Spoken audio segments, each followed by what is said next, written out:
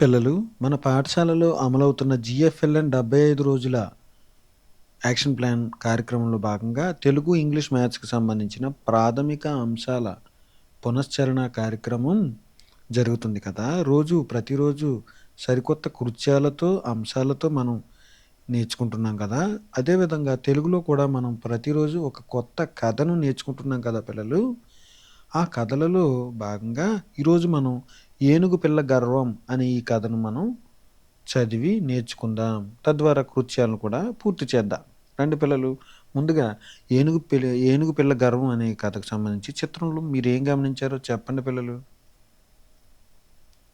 ఇక్కడ ఈ చిత్రంలో ఏనుగు పిల్ల ఒక నది ఒడ్డున నిలబడినట్లుగా చూస్తున్నాం.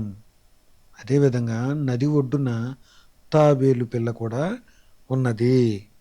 నదిలో ఎవరున్నారు? నదిలో మొసలి ఉన్నది. అలాగే ఇక్కడ ఒక చేప కూడా మనకి కనిపిస్తున్నది. చూడండి పిల్లలు. ఏనుగు మొసలిని తాడు మొసలికి తాడు అందించినట్లుగా మనం చూస్తున్నాం. మరి ఈ సన్నివేశం వెనుక ఏం జరుగుంటుందో ఊహించండి పిల్లలు. ఓకే. కథలోనికి వెళ్ళి మనం తెలుసుకుందాం. రండి.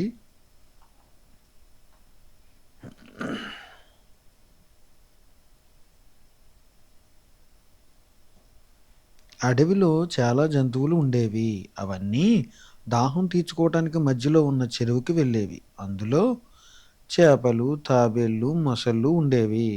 అక్కడకు వచ్చిన ఏనుగుల గుంపులో ఉండే పిల్ల ఏనుగుకు గర్వం ఎక్కువగా ఉండేది. ప్రతిరోజు తన తొండంతో చెరువులోని నీటిని చల్లి, అలజడి చేసి, చేపలను, తాబేళ్లను, మొసళ్ళను భయపెట్టి వెళ్ళేది.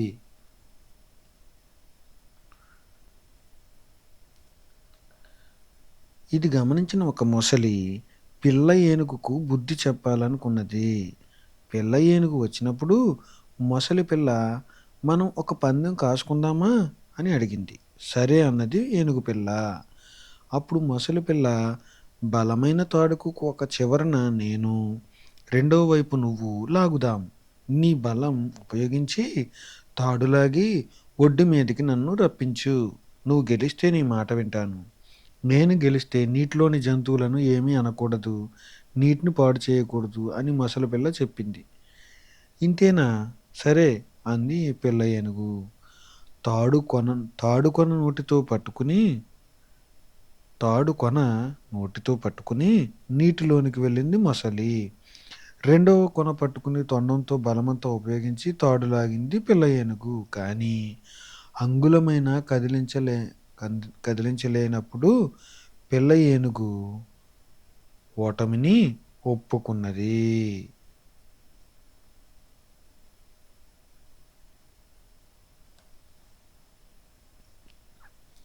పిల్లలు ఇప్పటి వరకు మనం ఏనుగు పిల్ల గర్వం అనే కథను చదివి విన్నాం, నేర్చుకున్నాం కదా! సారాంశాన్ని ఏం గ్రహించాం పిల్లలు? పిల్ల ఏనుగు గర్వం మొసలితో వేసిన పందెం వల్ల